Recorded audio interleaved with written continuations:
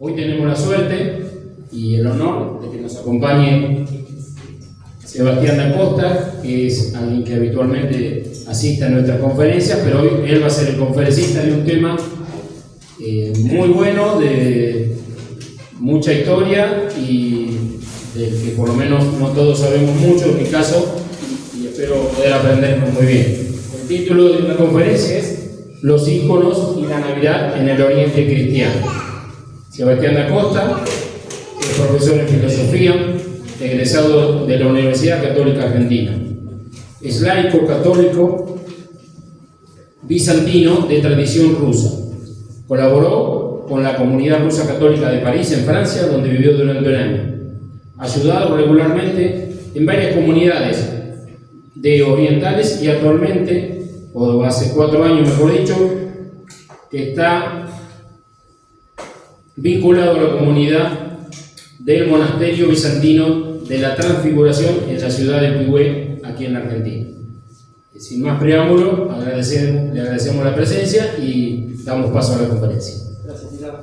Bueno, como decía Tita, a mí la vida me ha puesto, por distintos motivos, hace ya varios años, desde la adolescencia, en situación de conocer un tesoro de la Iglesia que a veces no es tan conocido, por razones obvias, digo, porque estamos en Occidente, ¿sí?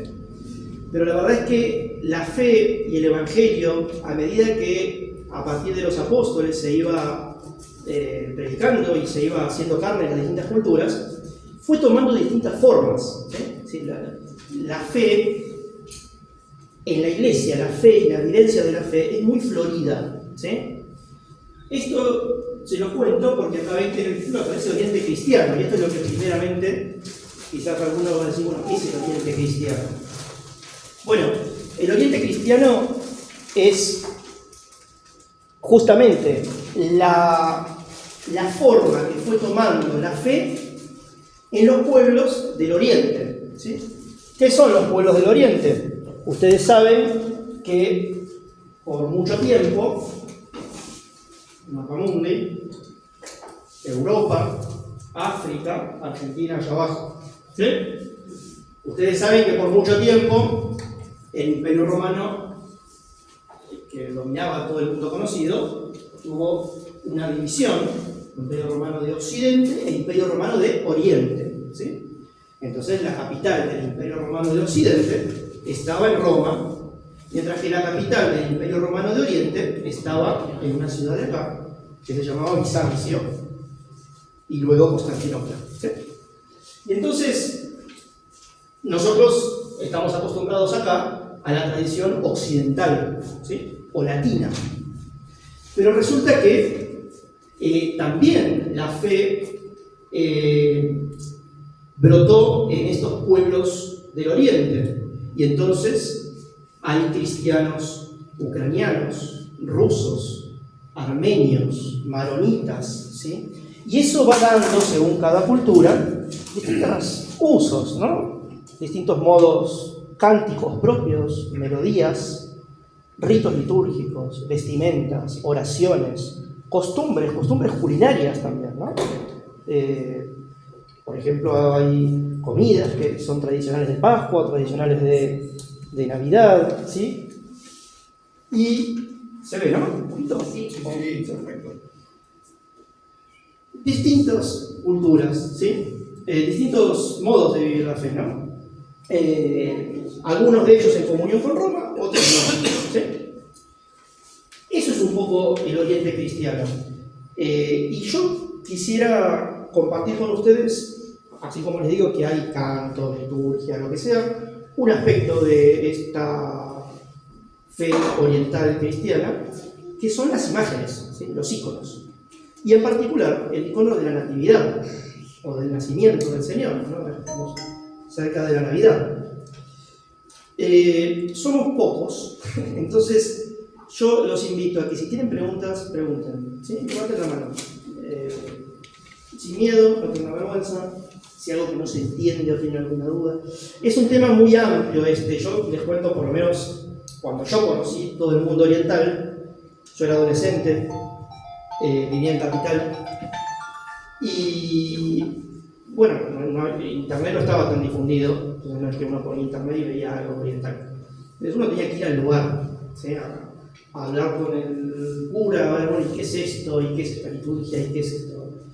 Y la verdad que para mí fue descubrir un gran tesoro y realmente me aportó mucho, digamos, me ha ayudado, me ha dado una perspectiva distinta de la fe, de la tradición de la Iglesia.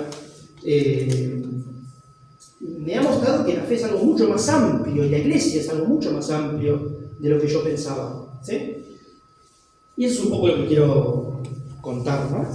A ustedes. Bueno, y como les digo, hay 20.000 cosas acá, porque a cada uno le puede decir, bueno, pero ¿y ese quién es? ¿Y ese por qué se viste así? ¿Y esto en qué año pasó? ¿Y cómo es la teología del ícono? ¿Cómo es la historia del ícono? ¿Y por qué pasa con esto otro? Bueno, hay 20.000 temas para hablar, ¿sí? Hoy nos centramos en los íconos, pero si tienen preguntas, igual pregunten, digo, no dejen pasar. ¿Estamos? Sí. Bien, eso. Bueno, y quiero empezar con esto, porque yo sé que en el mundo occidental ver gente vestida rara, dicen ¿qué cuernos es esto? Todos vestidos así, que parecen que vienen de Star Wars, ¿no? Parece... Sí. Bueno, resulta que esta cita que tienen acá es del año 95, del Papa San Juan Pablo II. La encíclica se llama Orientale Lumen. Habla justamente sobre los católicos orientales. ¿Sí? Cito dos textos nomás. Dado que creemos que la venerable y antigua tradición de las iglesias orientales, es decir, la iglesia armenia, ucraniana, rusa, griega, bielorrusa, húngara, búlgara, ¿sí? Que la tradición de las iglesias orientales forma parte integrante del patrimonio de la Iglesia de Cristo, esta frase es importante, es decir, la tradición de las iglesias orientales, dice Juan Pablo II, forma parte integrante del patrimonio de la Iglesia de Cristo, es decir, esa tradición es parte de la Iglesia de Cristo. No se olviden que por más de 1000 años no existió una división entre las iglesias ortodoxas y las iglesias católicas, ¿sí? Entonces hay tradiciones que compartimos, ¿sí? La primera necesidad que tienen los católicos consiste en conocerla, para poderse alimentar de ella y favorecer, cada uno en la medida de sus posibilidades, el proceso de la unidad. Y termino con esta. Nuestros hermanos orientales católicos tienen plena conciencia de ser, junto con los hermanos ortodoxos, los portadores vivos de esa tradición. Es necesario que también los hijos de la Iglesia Católica, de tradición latina, ¿sí? O sea, del mundo occidental, puedan conocer con plenitud ese tesoro. ¿Ah? Ese es un poco lo que intento hacer con esto. ¿Sí?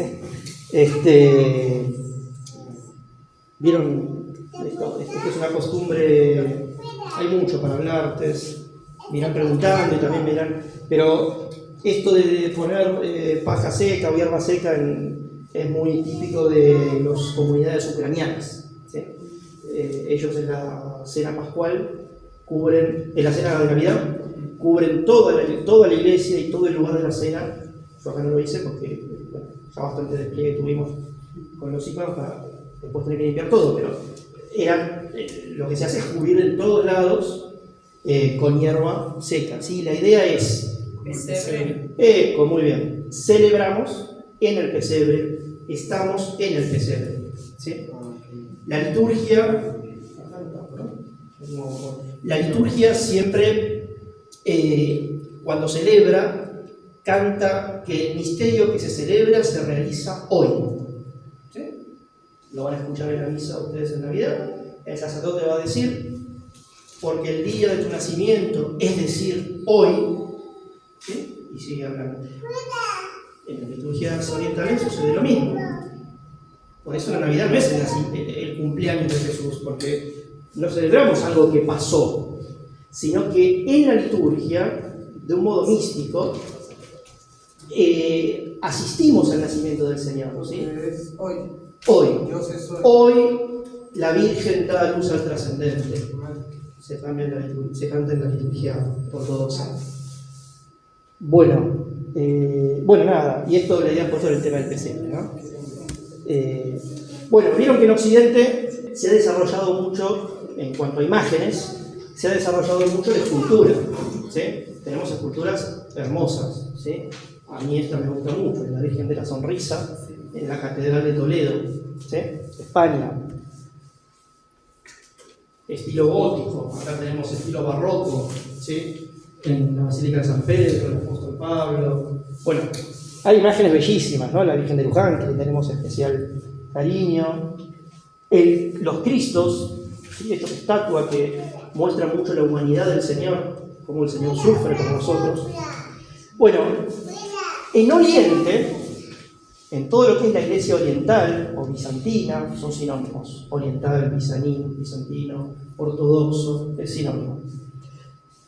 No se han desarrollado este tipo de imágenes religiosas, tipo estatuas, sino que se han desarrollado mucho estas imágenes de 2 dimensiones, pintadas sobre tabla, y que se llaman íconos. ¿Sí?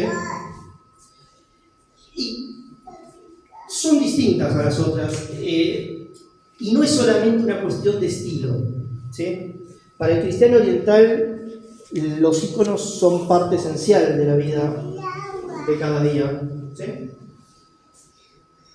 El ícono se entiende como un punto de encuentro. Por eso les contaba acá a los chicos que me preguntaban, los íconos, acá tienen el ícono del Señor y de la Madre de Dios, los íconos no tienen profundidad, ¿sí? Lo cual es cierto. No hay perspectiva. Los pintores hablan de punto de fuga, es decir, cuando uno ve un cuadro, se pinta un cuadro, hay como un punto imaginario hacia el cual convergen todas las líneas como para dar profundidad a la pintura. ¿Se entiende? Bueno, acá no existe eso, ¿sí? No hay tridimensionalidad. ¿Por qué no hay tridimensionalidad? La tridimensionalidad está dada por el orante, ¿sí? O sea, ustedes y yo. Nosotros oramos frente al ícono del Señor, de la Madre de Dios, o de los misterios del Señor, o de los santos, ¿sí? Y entonces, esa profundidad está dada entre la imagen representada y yo, ¿sí? O el que está orando, ¿sí? Tampoco van a haber sombras.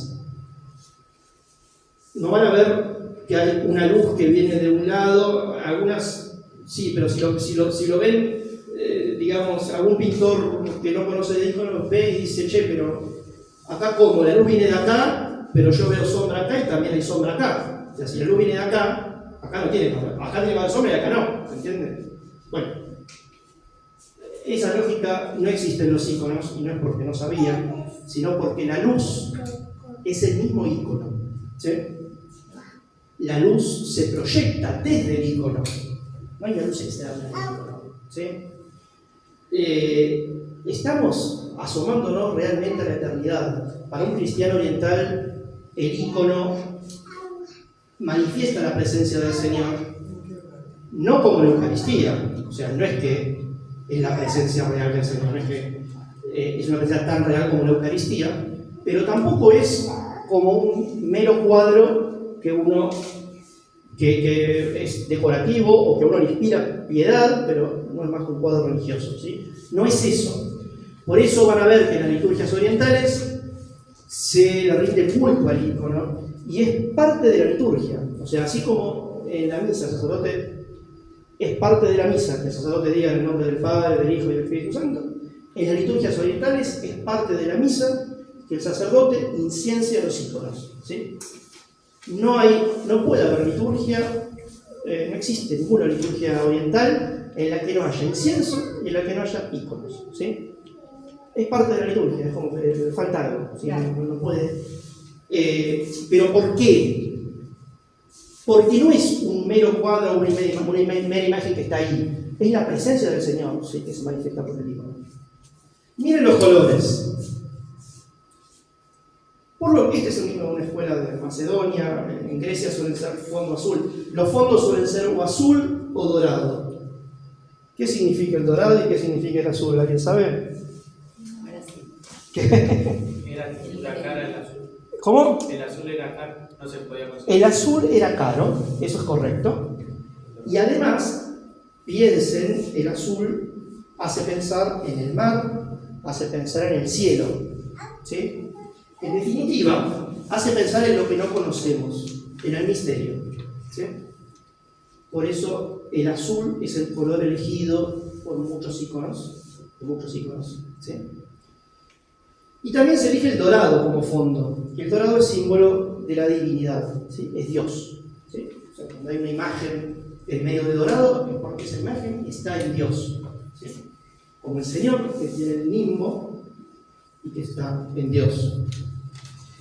Van a ver que el Señor, lo van a ver acá y lo van a ver en los iconos de allá, siempre está representado vestido de rojo. Y tiene un manto azul por encima.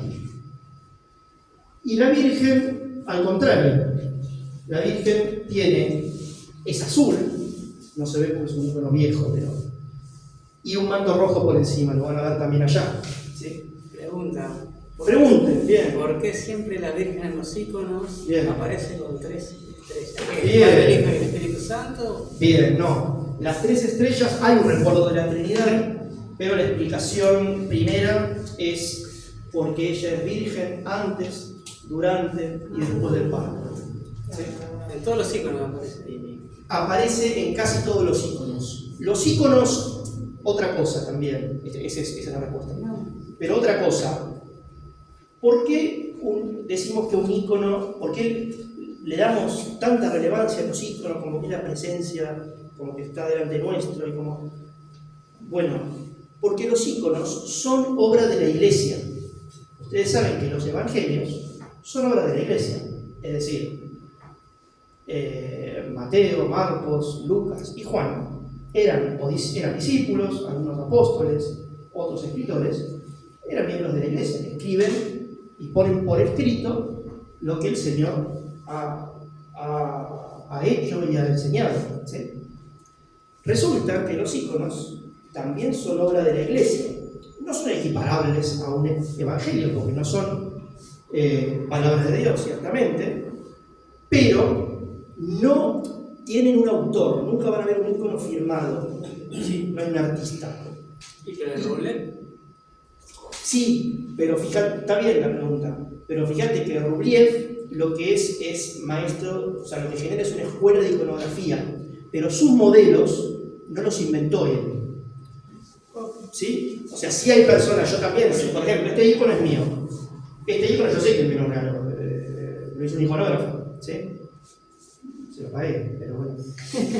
Pero sí, yo sé quién lo hizo, ¿sí? Y a veces cuando un iconógrafo es famoso porque hace iconos muy lindos o lo que sea, se lo reconoce. Entonces, si esta chica, Gabriela se llama, si de golpe acaba de decir, bueno, este icono lo hizo Gabriela, es de Gabriela. Pero a lo que voy con que no tiene autor es al modelo. Fíjate que este modelo... Pero no es un modelo de ella particular, sino es algo que ya viene. No es que ella dijo, bueno, voy a hacer Se un me Cristo ocurrió que sea hacerlo. así. No. El Cristo, el ícono del Señor es de este modo, y fíjate que este modelo es igual que ese modelo, Claro, lo y puede que hacer, otros modelos que van a ver allá. ¿Sí? puede ser Gabriela o lo puede ser cualquiera. Lo mismo, la Madre de Dios, hay distintos modelos que son llamados canónicos, ¿sí? y que nacen de la Iglesia y que se pierden en la antigüedad, muchos de ellos no sabemos de cuándo surgieron, pero los modelos son los mismos. Entonces, esos modelos tienen un contenido teológico tal que los hace especialmente aptos para el culto, ¿cierto? Y para enseñar también. El icono de María Santísima. Sí. Yo escuché, puede ser que lo haya pintado San Lucas, el primer icono. Sí, hay muchos íconos que se dice que San Lucas fue el primer pintor de la Virgen. Sí.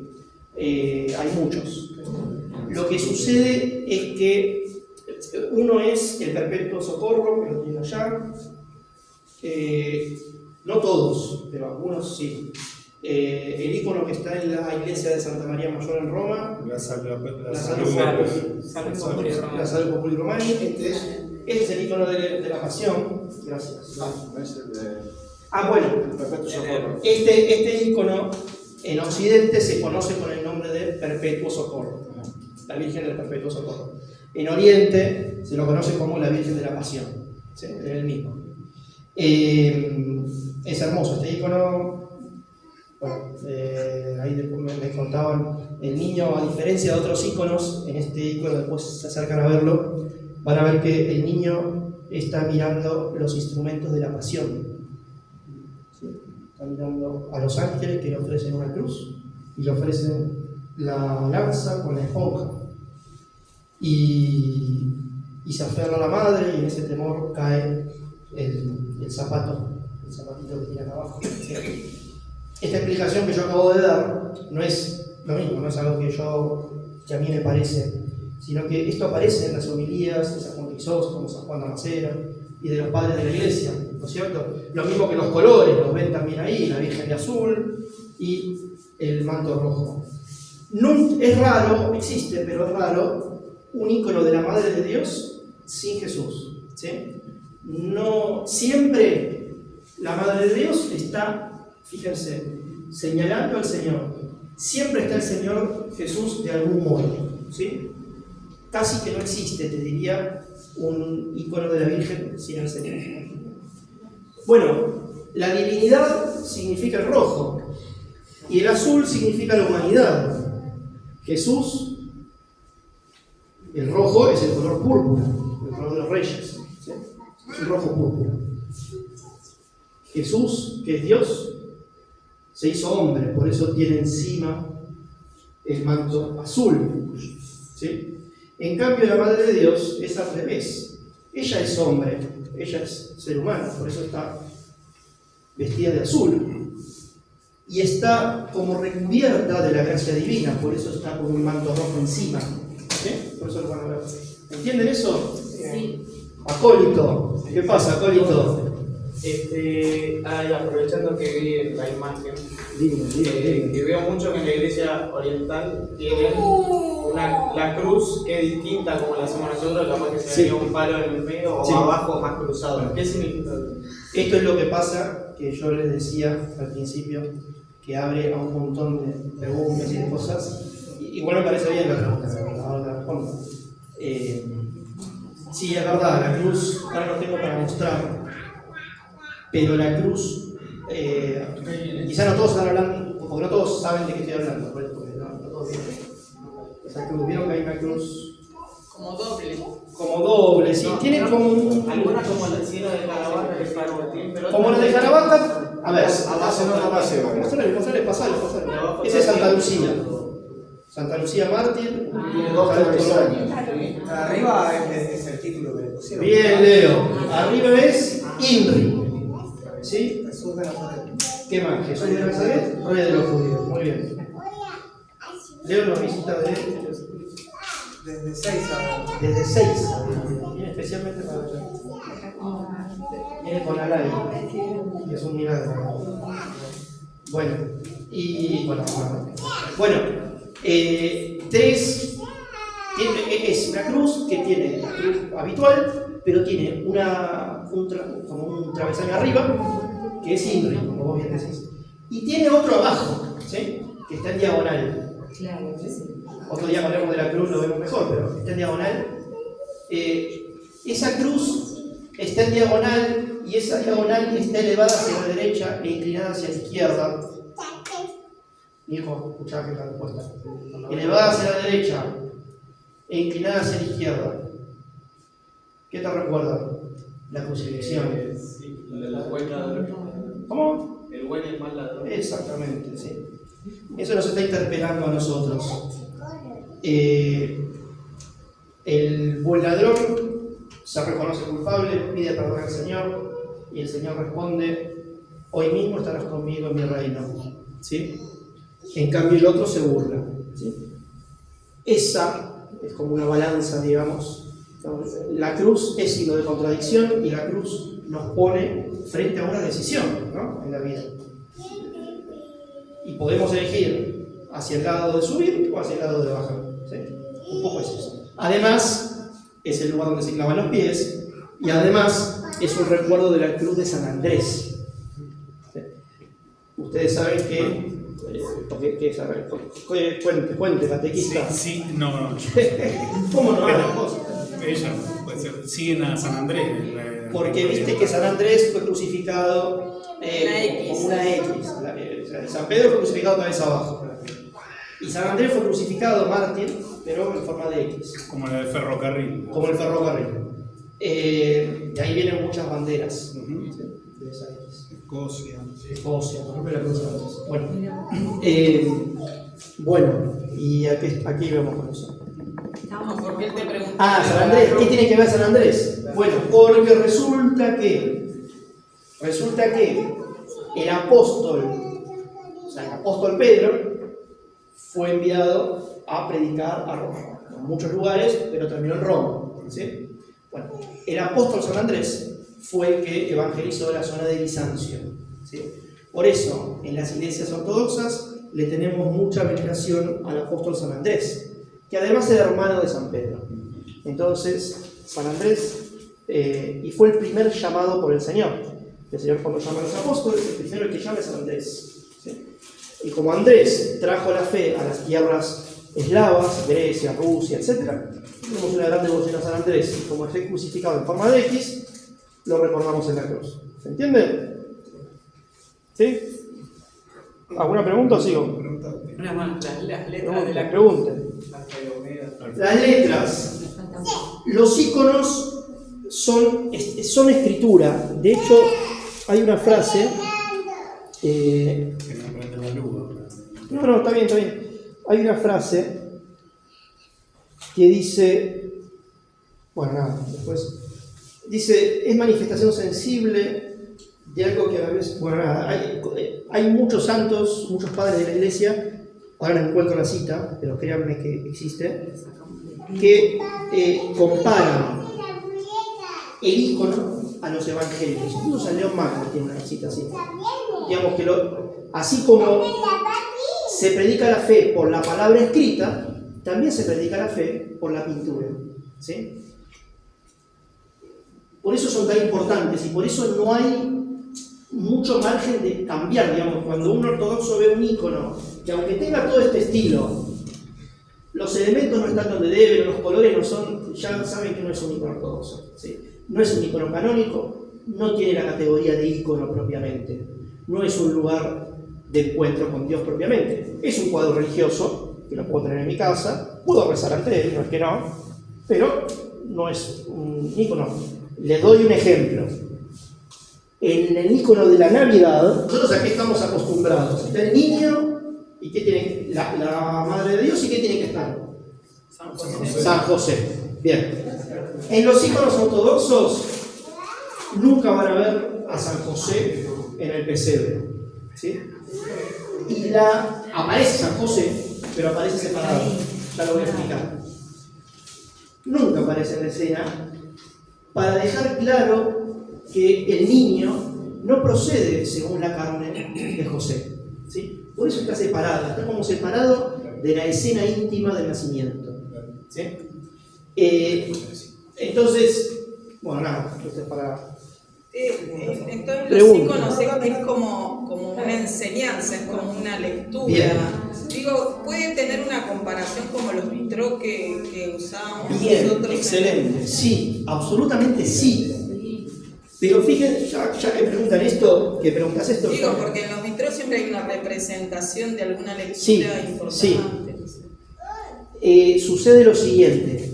En la época en que en Occidente se desarrolló el gótico, el estilo gótico, las grandes catedrales góticas, bueno, como acá la Basílica de Luján, tienen poca estructura de cemento sólida, entonces tienen grandes columnas altas, pero poca pared, y gran espacio para poner vidrios, ventanas.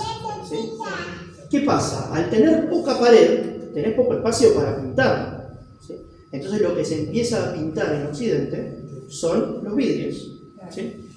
Y los vidrios tienen el colorido como los íconos, guardan, sobre todo en la época con ellos, en la Edad Media, donde todavía había unión entre la tradición ortodoxa y la católica occidental, guardan los mismos motivos, van a encontrar en Occidente los mismos motivos, estos en vitros, bueno, sí, correcto, es así. En Oriente no sucedió eso. Las iglesias ortodoxas tienen ventanas muy chiquitas, no tienen muchas ventanas, entonces hay grandes paredes, entonces las pinturas se dan sobre las paredes. Eso te iba a preguntar, sobre las paredes, no sobre marcos. Sobre tablas y sobre paredes. No voy a seguir el recorrido que tenía planeado, porque hay muchas preguntas y me alegra, ¿no? Y me alegra mucho. Perfecto, me gusta. Así que por eso voy a saltar de un lado a otro, porque preguntan cosas que iba a decir después. Acá está. Vos me preguntabas dónde estaban las imágenes. Aparecen, esto es lo primero que a uno... Primero, termino con lo de ella. Didáctica. Sí, son enseñanza, los iconos. Por ejemplo, si yo les muestro esta imagen... No todos podían leer, ¿no es cierto? Bien. Esta imagen que sabían leer. La barca. La barca. Está el señor que duerme, el señor despierto. Fíjense que no hay, otra vez encontramos el rojo y el azul, porque el Señor es persona divina que se reviste de la humanidad. Vemos que todos los que son santos tienen la aureola o el nimbo dorado, porque están en la presencia de Dios. Vemos que el espacio no respeta las leyes lógicas del espacio terreno. El mar es chiquito. El Señor y los apóstoles parecen casi más grandes que el mar. ¿Sí? Sucede que entramos en un mundo donde la lógica de este mundo ya no tiene lugar. ¿Sí? Cuando uno ingresa allí, uno ingresa al mundo de más allá, al mundo de Dios. ¿Sí? Muy bien lo que dijeron, sí, es correcto. Es un modo de enseñar, ¿sí? Es correcto. Uno ve y aprende. Por ello les decía que se comparaban los iconos con el Evangelio, ¿sí? Se predica por la palabra y el que no entiende la palabra o el que no puede leer por cualquier motivo, existe la pintura, ¿sí? Hay muchos modos. En realidad, la fe nos llega por todos los sentidos, ¿sí? Cuando uno ingresa a una iglesia se huele el aroma de Cristo, se ve con colores, se escucha la palabra, ¿sí? Se toca en la Eucaristía cuando recibo la comunión, ¿sí? Todos los sentidos están involucrados, ¿sí? Pero sí, es didáctico, pero también es un motivo de culto, también es un objeto de culto el icono. Por eso, acá tenés, acá. Esto es lo que a uno, cuando uno es una iglesia ortodoxa, lo que más le llama la atención, ¿no? El dorado y la cantidad de imágenes que hay por todos lados, ¿sí? No tiene que ver con dinero, tiene que ver con... porque de hecho hay iglesias con pocos recursos, pero que sin embargo tienen muchas imágenes. Acá tienen otra. Y siempre en el centro de la iglesia hay un icono, que es el icono de la fiesta, ¿sí? Que va cambiando según el tiempo litúrgico. ¿Se notó por eso? No. Se va cambiando según el tiempo litúrgico. Entonces, si acá estuviéramos celebrando la Navidad, ahí habría un icono de la Navidad. Y si es el día de un santo, bueno, el santo, y así. Y siempre está el icono de Dios, del Señor y de la Madre de Dios. ¿Sí? Bueno. Esto es para otro tema, que es la arquitectura de la iglesia, el iconostasio. Pero bueno, sí, las iglesias están llenas de pinturas. Ojo, que uno tiene la idea de que en Occidente las iglesias más bien vacías, eso no es correcto. Sucede que con el paso del tiempo se han despintado muchas. En el románico, ¿sí? Los primeros siglos, las iglesias en Occidente también estaban pintadas por todos lados, ¿sí? Hay una iglesia en San Martín. Algunas quedan. Nuestra Señora del Líbano. Y está toda pintada como se pintaba antes, como se pintaba en el románico, todas las paredes con distintas representaciones del Evangelio y de la Sagrada Escritura, del Antiguo y del Nuevo Testamento. Sí. Que era como lo mismo, que el mismo uso que tienen los íconos, el mismo uso que tienen los vitros. Sí. de catequizar a los... Sí, porque por eso les decía que, y por eso Juan Pablo II habla de esa tradición común, ¿sí? Sí, es correcto, en Occidente de un modo distinto, con otros colores quizás, pero sí, es verdad, es verdad. Bueno, preguntas. Pregunte, niña, ¿cómo es tu nombre? Zoe. Zoe significa vida en griego. Zoe. Decime, ¿qué? ¿Qué significa la letra que está en la tela? Bien. Para Pascua se acostumbra a poner en la puerta del iconostasio Christos voskresie, que significa Cristo resucitó. Es la antigua. El saludo pascual, como se saluda a la gente a partir de la noche de Pascua, lo primero que se dice es Christos voskresie. Y el otro responde voistino voskresie, o sea, el Señor ha resucitado, en verdad resucitó. Y en Navidad sucede otro tanto. El saludo es Cristo ha nacido, Christos rajdayestvo. Cristo ha nacido, en verdad ha nacido. ¿Sí? Ahí la pregunta, vos, Tito. Consulta, durante muchos años vos decías que, digamos, no había división entre Occidente y Oriente. ¿Y cómo era la liturgia, digamos? ¿Tenía este tipo de imágenes, de pintura como vemos ahora, o fue solo cuando se creó la del Oriente que apareció esto? No. Fue así. Para eso me sirve eso, mirá. No vamos a llegar delicado a la Navidad, no me importa. Porque esto siempre se me pregunta. Entonces. A ver, esto es así. Desde el principio, las liturgias fueron tomando distintas formas. ¿Sí? Entonces, siglo II, siglo III, siglo IV, ya tenés una forma de liturgia en Bizancio y otra en Roma. ¿Sí? ¿Hay elementos en común? Sí. Por ejemplo, si van a una liturgia ortodoxa, van a ver que a cada rato se canta Señor ten piedad. Kyrie eleison, Kyrie eleison, Kyrie eleison. Eso conservamos en la liturgia, vieron que se canta Señor ten piedad. Bueno. ¿Sí? Ahora, si vos me decís, digamos, ¿no? Vos en un momento dijiste cuando se crearon las iglesias. En realidad, la fe surge acá, Tierra Santa. La fe primero se difundió por Oriente y de Oriente pasó a Occidente.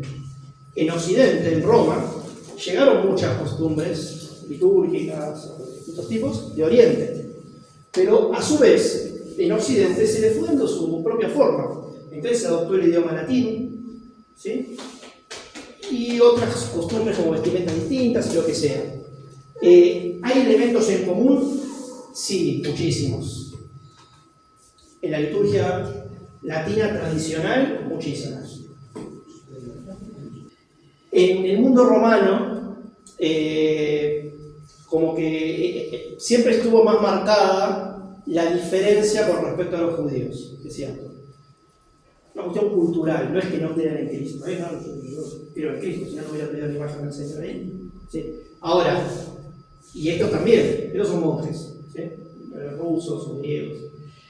¿Qué es lo que pasa? Es verdad que en Oriente, en el mundo ortodoxo, que es más cercano a Tierra Santa, se conservan muchas costumbres que vienen del judaísmo. ¿Sí?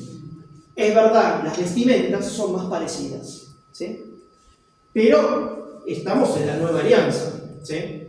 O sea, estamos en el Nuevo Testamento. Son cristianos. Absolutamente, el Señor cumplió las promesas y no hay salvación fuera del Señor, eso está clarísimo. ¿Sí? La continuidad con el judaísmo es solamente de costumbres. ¿Sí? Voy a dar un ejemplo. Si alguno ve una ceremonia en una sinagoga, va a ver que el rabino toma la Torá, o sea, el Antiguo Testamento, la Biblia, y antes de leerla, cuando hace una procesión, la apoya sobre su hombro izquierdo. Así. ¿Sí? En la liturgia ortodoxa, el sacerdote, hay un momento de la liturgia en el cual, ven que hay dos puertas acá hay una puerta y acá hay otra puerta, ¿sí? El sacerdote sale en procesión con la palabra de Dios, con el Evangelio del Señor Jesús, sale, hace la procesión, se para en las puertas reales, ¿sí? Por donde entra solamente el sacerdote, y pone su Evangelio sobre su hombro izquierdo, ¿sí? Por mostrarte algo en lo que hay continuidad con el judaísmo, pero cristianizado, ¿sí? Acordate que en el judaísmo son profecías, es la religión de la promesa, de lo que va a venir. El Señor cumplió todo eso, ¿sí? Por eso ya no tenemos la Torá, sino que tenemos el Evangelio completo, ¿sí? La Iglesia también tiene la forma del Templo de Jerusalén, eso es para otro día. Pero sí, la Iglesia ortodoxa es iconostasio, esto es el Santo de los Santos. Acá atrás está el altar, está el sagrario con el Señor en la Eucaristía, y solamente ingresan los ministros a ese lugar. La gente algo parecido al lugar santísimo donde entraban los levitas, ¿no? El Santo Santorum, el Santo de los Santos. La Iglesia ortodoxa sigue la misma arquitectura que el Templo de Jerusalén. Incluso los varones se ponen de un lado y las mujeres de otro. Los varones se ponen del lado del icono de Cristo y las mujeres se ponen del lado del icono de la Virgen. En la liturgia tradicional también. Sí, también. Todas estas cosas que estoy contando en Occidente también, sí, obvio. Sí, yo porque estoy hablando del Oriente, pero eso porque soy ortodoxo católico. Ustedes sabrán la comparación con lo latino. Bueno, ¿qué más les puedo? ¿Alguna pregunta o sigo? Sí. Bueno. Me llama esto de los iconos, ¿no? ¿Por sí. qué ninguna estatua y solo iconos? Bien.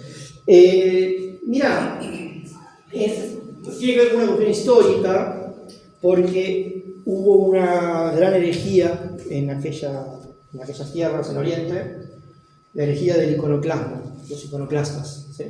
Los iconoclastas, en la iglesia siempre se veneraron imágenes, hasta que en algún momento de la historia hubo algunos que empezaron a decir que era mejor quitar las imágenes, sobre todo cuando surgió el Islam. En la época que surge el Islam quita las imágenes, entonces el Islam influyó en muchos cristianos para que también quiten las imágenes, ¿sí?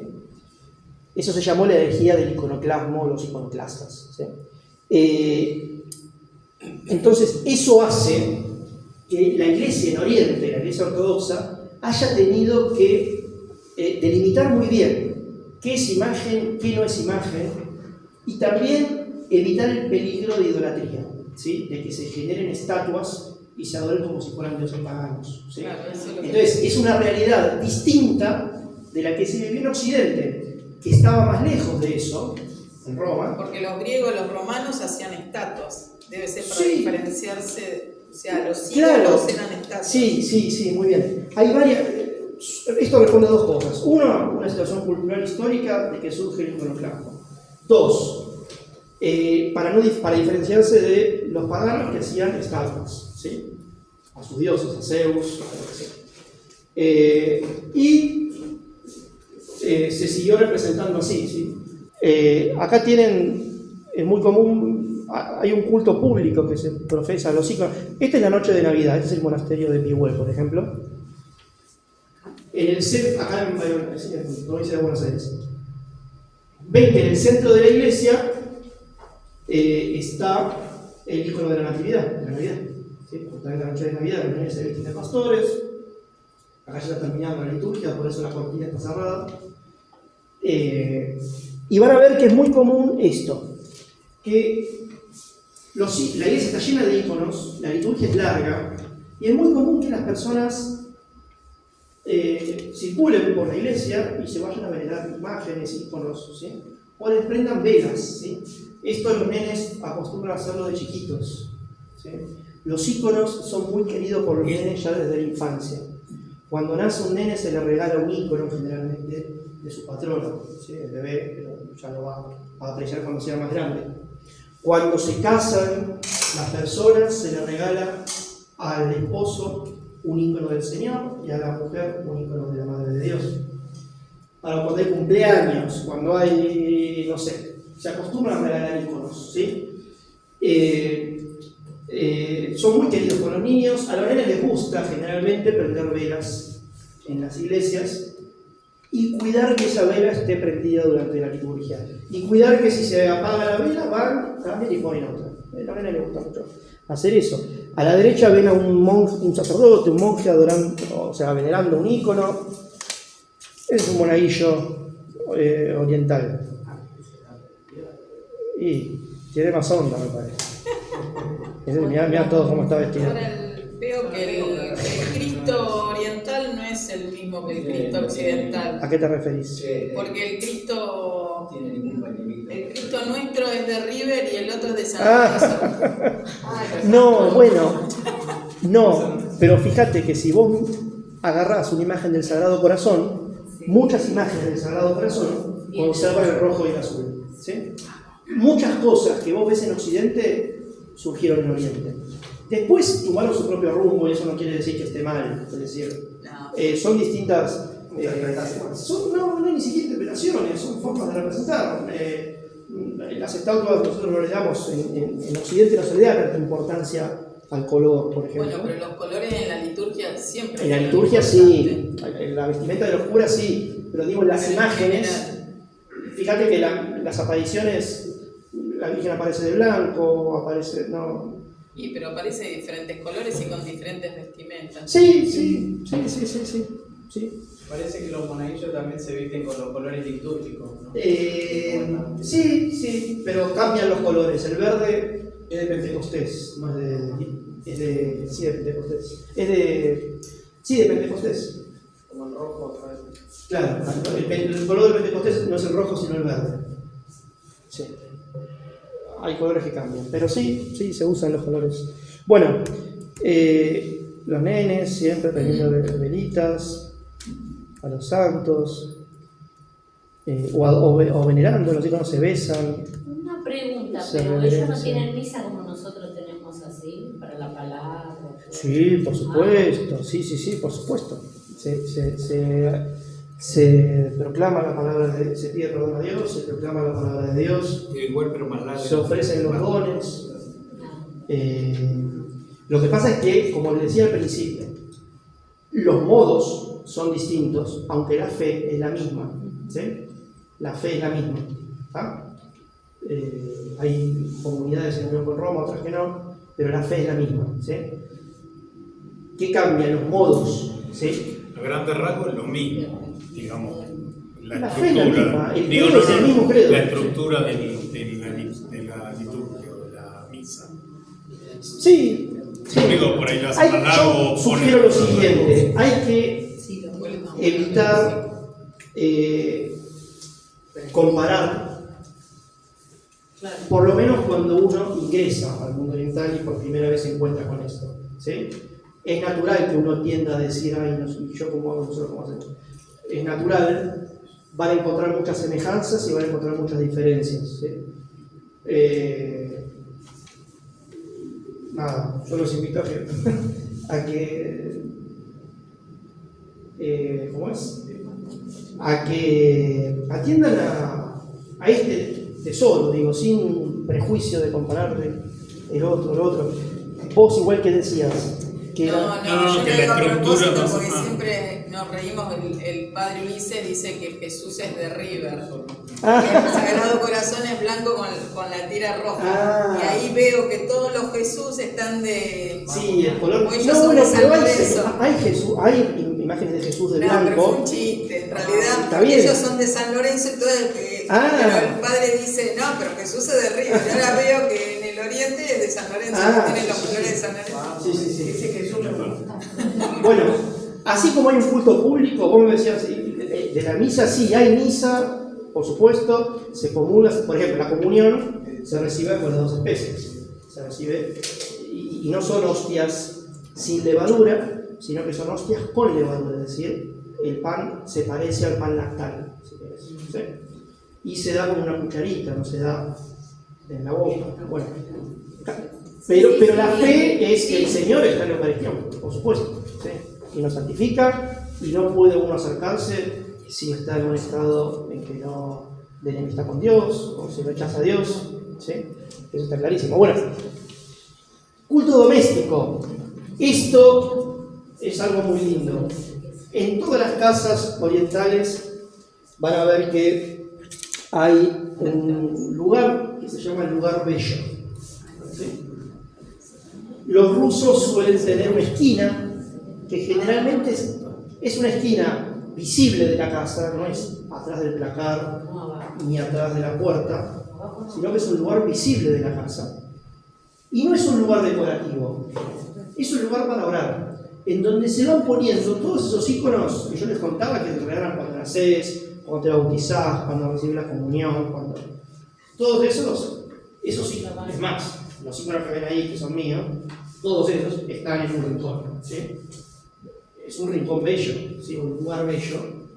Y es el lugar de oración, ¿sí? Muchas veces adornan con lámparas, acá ven a los nenes rezando, a veces se reza en familia, como acá se acostumbraba a rezar en Buenos Aires, se cuenta, bueno, todavía algunos lo hacen, al atardecer, juntarse a la familia, a rezar el rosario, prender una velita a la Virgen de Luján. Bueno, lo mismo, en el mundo oriental lo que existe es tener los iconos en un rincón, en un lugar bello. En general se trata de que ese lugar esté dirigido hacia el oriente, ¿sí? O sea, del norte, del sur, el este y el oeste, dirigido hacia el este o hacia el oriente, ¿sí? Porque nosotros esperamos la venida del Señor, ¿sí? Entonces rezamos vueltos hacia el Señor, ¿no es cierto? Que va a venir del oriente. Y bueno, eso es, a ver, cada uno le va dando la forma que quiere, esto ya es en la familia, ¿no? Esto del oriente de tradición apostólica, San Basilio Magno ya habla de que siglo IV de orar mirando al oriente. Bueno, fíjense que esto está armado, es una casa, o sea, ahí tenés el mueble, esto lo saqué de internet. Algunos ponen imágenes incluso de... Ahí se ve al fondo el baño, por ejemplo.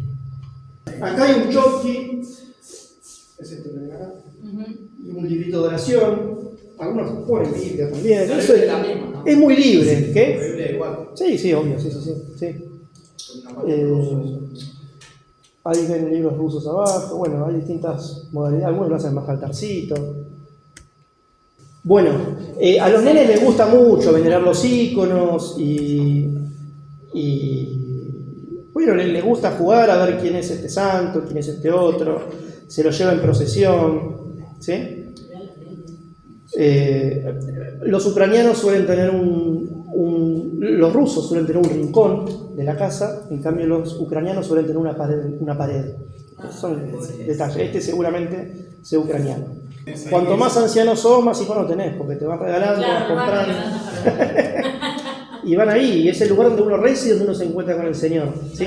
Porque el santo está en el icono, ¿sí?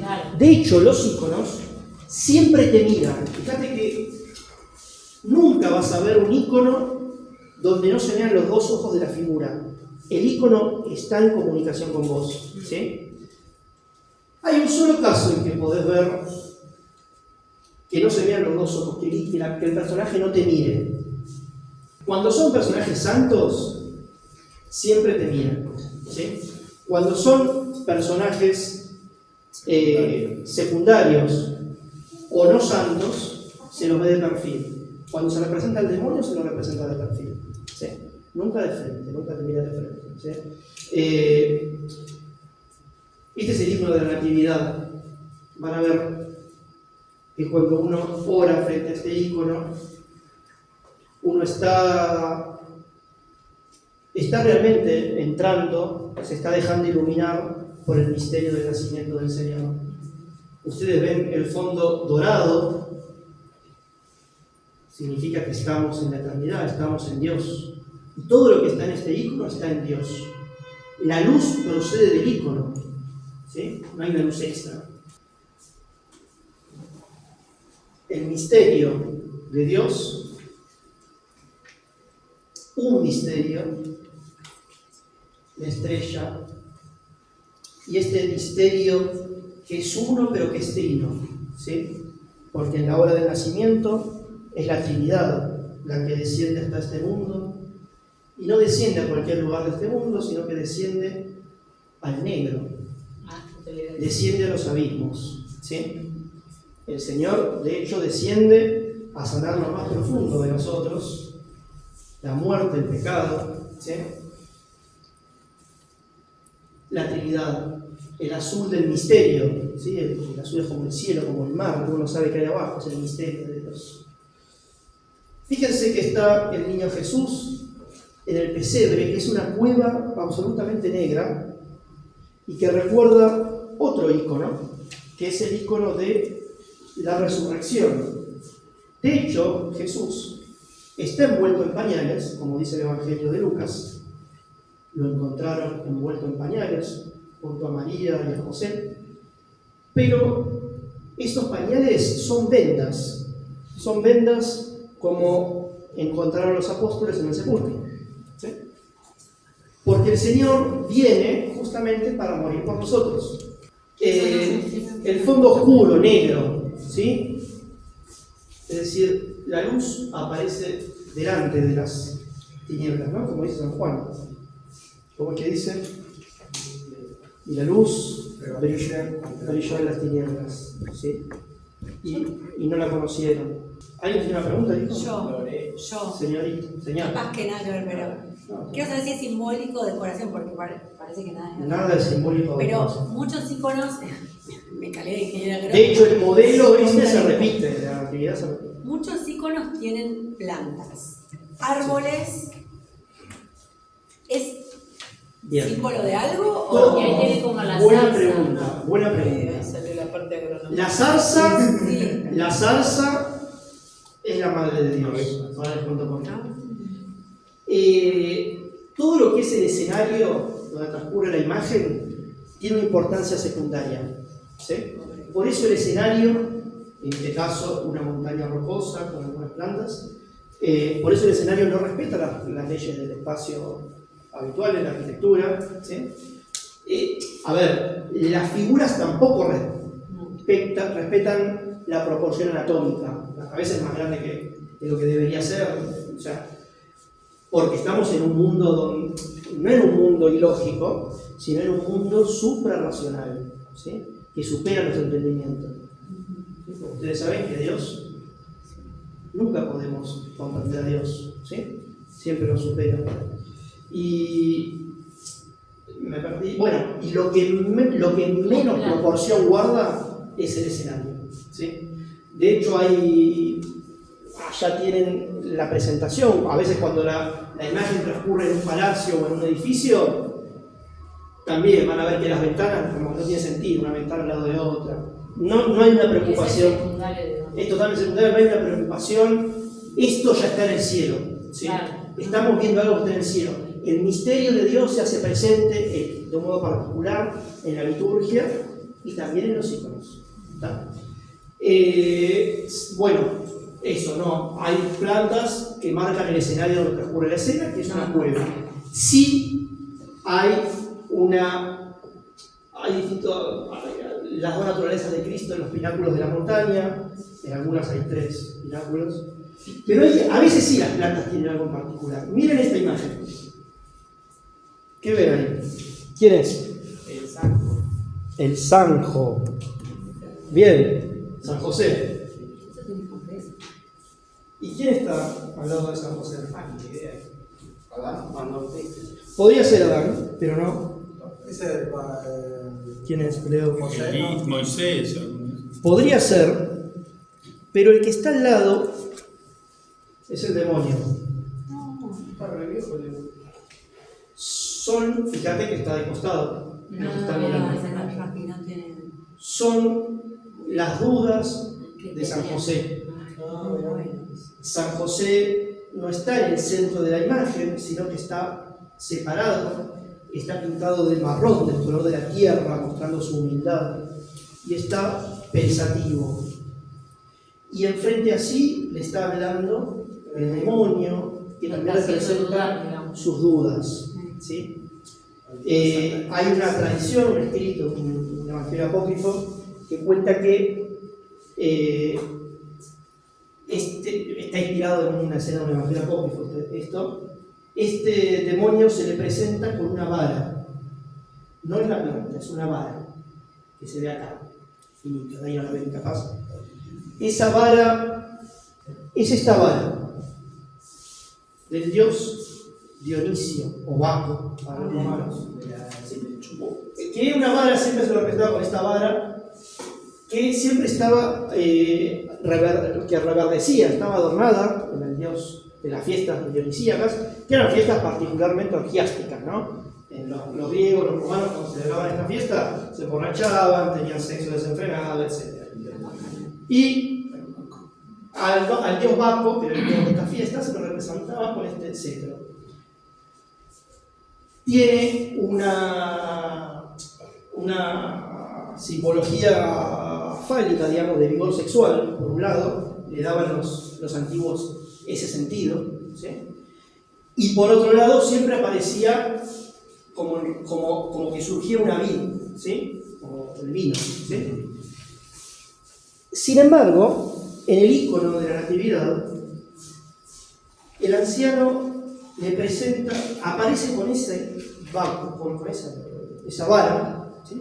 Que tiene un nombre, que ahora no recuerdo, un nombre particular. Si después buscan la vara de Dionisio, tiene un nombre. Pero esa vara está seca. Y un evangelio apócrifo cuenta que el demonio le decía a San José: mira esta vara que está seca, como de un tronco seco, y tú estás anciano. ¿Cómo de un tronco seco puede nacer un niño? El niño no nace de San José, ni tampoco puede nacer de una madre virgen. ¿Sí? Eso se cuenta en un evangelio apócrifo, no sé si de Santiago o de Mateo. Si alguien quiere, después le digo bien el texto. Son las dudas de San José, ¿sí? Y San José meditabundo, pero santo. Por eso está con la aureola, Está cubierto de azul. No sucumbió a la tentación, es santo, está cubierto de aureola. Y acá sí, el árbol tiene un sentido. ¿Qué se les ocurre? Es hermosísimo esto. ¿El árbol del paraíso?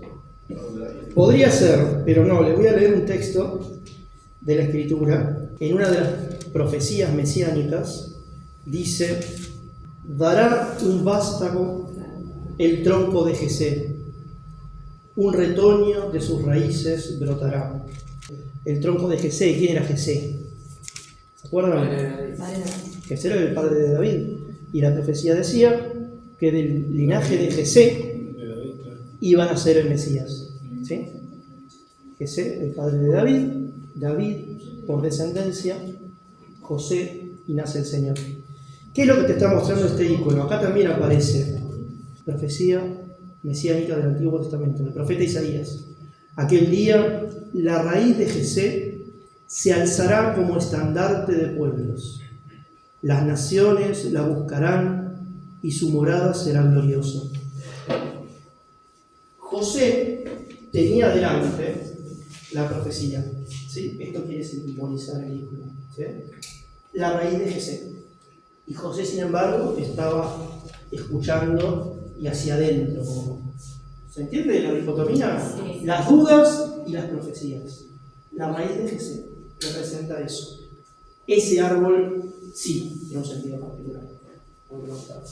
Después en el icono ven los ángeles. Los ángeles, hay ángeles que contemplan el misterio. ¿Sí? ¿Se acuerdan que les dije que era el misterio de Dios, que era el color azul? Contemplan el misterio. Y hay otros ángeles que avisan a los pastores: hoy les ha nacido un niño, que será el Emmanuel, Dios con nosotros. ¿Sí? Que son las dos funciones de los ángeles. Los ángeles contemplan a Dios, palabra de Dios, y también son mensajeros. ¿Sí? están las dos funciones de los ángeles. Los 3 reyes magos venidos del oriente, ahí estamos todos nosotros, porque Jesús nace en medio del pueblo de Israel, pero nace para todos, ¿sí? Estos reyes magos eran extraños al pueblo de Israel, venían de Persia, ¿sí? No tenían nada que ver, pero fueron siguiendo la estrella y también guiados por profecías y llegan a adorar al niño. Si se fijan, estos reyes, en todos los iconos de la Navidad, aparecen uno que ven en los reyes. Uno joven, aspecto juvenil, otro adulto y otro anciano. Porque nunca es tarde para acercarse al Señor y el Señor siempre puede nacer en cualquier etapa de nuestra vida. Y no importa si somos del pueblo de Israel o si venimos de afuera, ¿sí? Por eso los reyes se acercan, joven, adulto y anciano, con sus dones, oro, incienso y mirra, a adorar al niño. Acá vemos a los pastores. La Madre de Dios está vestida del color púrpura, que es el color real, el color de los reyes. Y fíjense un detalle, que no está mirando al niño, ¿sí? ¿A qué les recuerdo? Les voy a leer el texto de Lucas. Dice: esto servirá de señal. Lo voy a leer todo, cuenta un poco todo el texto. Dice: había en la misma comarca unos pastores que dormían al raso y vigilaban por turno durante la noche su rebaño. Se les presentó el ángel del Señor. Todo lo que estoy leyendo lo van a ver acá, ¿no? Se les presentó el ángel del Señor. La gloria del Señor los envolvió en su luz y se llenaron de temor. El ángel les dijo: no temáis, pues os anuncio una gran alegría, que lo será para todo el pueblo. Os ha nacido hoy en la ciudad de David un Salvador, que es el Cristo Señor. Esto os servirá de señal. Encontraréis un niño envuelto en pañales y acostado en un pesebre. De pronto se juntó con el ángel una multitud del ejército celestial que alababa a Dios diciendo. Y más adelante el Evangelio dice: al verlo, vamos a Belén a ver lo que ha sucedido, eso que el Señor Dios nos ha manifestado. Los magos entonces fueron a Belén a toda prisa y encontraron a María y a José y al niño acostado en el pesebre. Al verlo, contaron lo que les habían dicho acerca de aquel niño. Y todos cuantos lo oían se maravillaban de lo que los pastores les decían. Y ahora viene la referencia a la Virgen. María, por su parte, guardaba todas estas cosas y las meditaba en su corazón. Ese es el motivo por el cual la Madre de Dios está en esta actitud, ¿sí? Para reflejar el texto evangélico, ¿sí? Está acostada en un almohadón también digno, real, podríamos decir, con dorado en los extremos, un almohadón que no era tan común en la época. ¿Alguien quería preguntar? Acá vemos una escena que nos parece rara. Esto representa a Eva,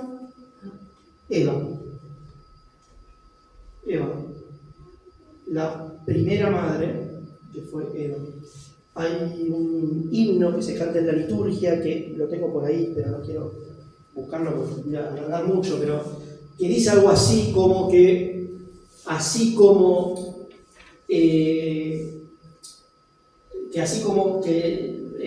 la Virgen dio a luz al Salvador y como la perdición nos había venido por Eva, convenía que ella sea la primera que la tuviera en brazos, ¿no?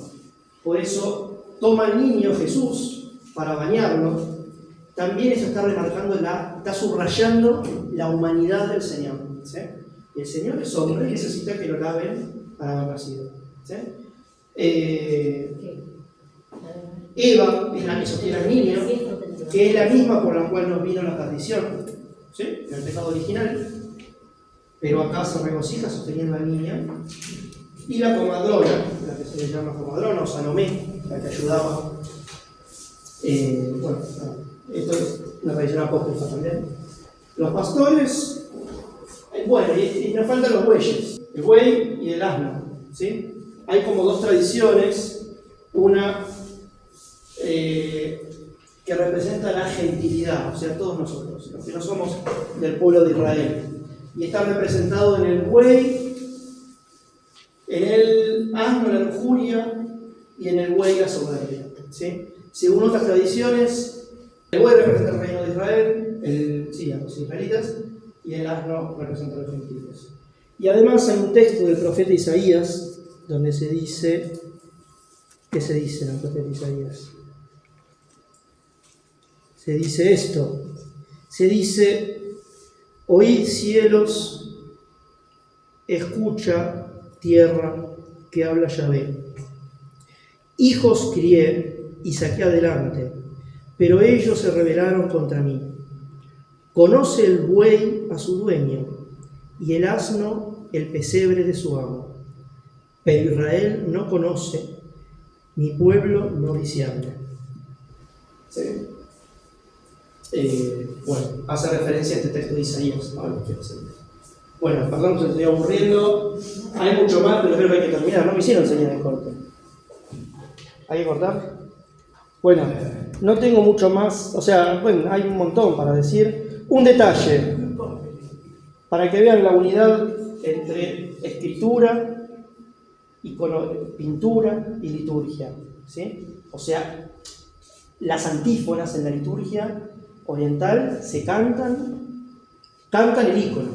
Ya hay el texto que tienen escrito, bueno, son textos de la liturgia. Van a ver qué dice el contacto abajo. Dice: hoy la Virgen da a luz al trascendente y la tierra ofrece una cueva inaccesible. Sí. Los ángeles cantan gloria con los pastores, los magos siguen a la estrella, porque hoy ha nacido por nosotros un niño pequeñito, el Dios de antes de los siglos. ¿Sí? Canta el icono, está describiendo el icono, ¿sí? Y abajo tiene un texto hermoso también. ¿Qué dice el texto? Que no se ve porque hay poca luz. Dice, es un himno que se canta en vísperas. Dice: ¿qué podemos ofrecerte, oh Cristo, que te has mostrado sobre la tierra para nosotros como hombre? Cada una de tus criaturas te trae su testimonio de gratitud. Los ángeles te ofrecen el canto, los cielos la estrella, los magos sus presentes, los pastores su asombro, la tierra una cueva, el desierto un pesebre. Nosotros, en cambio, te ofrecemos una Madre Virgen. Un himno hermosísimo. Y termino con esto. ¿Se puede bajar un poco? Una cosa linda, a mí me parece un detalle interesante. Este es un altar en rito bizantino. Vieron que acá en la misa está el cáliz y la patena, ¿no? Donde se pone la hostia. Bueno. Hay un instrumento en el rito bizantino que se llama asterisco o estrella. ¿Qué es esto? ¿Sí? ¿Vieron como se dice en las películas que la cruz señala el lugar? Bueno, la estrella señala el lugar. ¿Sí? La estrella de Belén señala el lugar donde está la Eucaristía, donde está el Señor. ¿Sí? Cuando el sacerdote, el rito bizantino, hace lo que sería el ofertorio, ¿sí? Que se hace antes de la misa, se hace medio privado, el sacerdote prepara las ofrendas delante del icono de la Navidad. ¿Sí? Y en el momento en que pone la hostia o el pan sobre la patena, ahí recién pone el asterisco o la estrella recitando estas palabras. Y una estrella se posó sobre él. ¿Sí? Bueno, hay mucha simbología en el rito. Y un detalle, esto lo hacen todos los sacerdotes de la Iglesia Ortodoxa. En Occidente, el Papa Francisco en varias veces ha usado el asterisco. ¿sí? También existe en la liturgia occidental, pero está reservada al Papa. ¿Ese no es Benedicto? ¿Quién es? Sí, es Benedicto. Ah, sí, sí. Benedicto. Está reservado al Papa. ¿Sí? El asterisco a veces lo usa el Papa, sobre todo cuando hay en el aire libre o lo que sea. Bueno, estoy abierto a preguntas o a irme a mi casa. Esto es, bueno, nada, hay mucho, vamos a ver, pero no quiero. ¿Qué me dijiste? Ah, Sí, porque eso. también hay costumbres. Porque también hay costumbres. Vieron que acá tenemos el arbolito de Navidad. Sí. Bueno, en Ucrania, Rusia también está el arbolito, pero además está esto que se llama Niduk, porque coincide con la época de la cosecha. Claro. Entonces son ramos de trigo, se hace como un arbolito con ramos de trigo, con eso se decora, por eso el trigo abunda. Entonces, Qué lindo. de hecho está en la bandera de Ucrania. Y simboliza, Diduk significa abuelito. Abuelito. No, tiene que ver con los ancestros. Resulta que en la Navidad es una fiesta donde el cielo se une con la tierra. El cielo baja a la tierra para nacer el Señor. Entonces, estamos de algún modo en contacto con todos nuestros antepasados, ¿sí? De nuestra familia. Por eso, en la cena familiar, acostumbran a poner esto que se llama abuelito. También es un resabio de lo que era la fiesta pagana antiguamente. En recuerdo de los antepasados. Lo mismo que se acostumbra a poner un plato vacío en la mesa, así como esta, toda llena de hierba. Un plato vacío donde no se pone comida, por si algún pobre tocaba la puerta, para poder sentarlo a la mesa junto con nosotros. Y también el recuerdo de los antepasados. Si me permiten, yo lo voy a cantar, los invito a seguirlo con el corazón, o si quieren sumar con el canto también. Si quieren ponerse de pie y mirar a los iconos, pues un poco. Bueno. Слава Тебе, Господи, слава Тебе! Слава Отцу и Сыну и Святому Духу, и ныне и присно и во веки веков. Аминь. Por tu natividad, oh Cristo nuestro Dios, amaneció sobre el mundo la luz de la ciencia. A su claridad los adoradores de astros, de un astro aprendieron a adorarte. Sol de justicia, descubriéndote como el oriente venido desde lo alto. Señor, gloria a ti.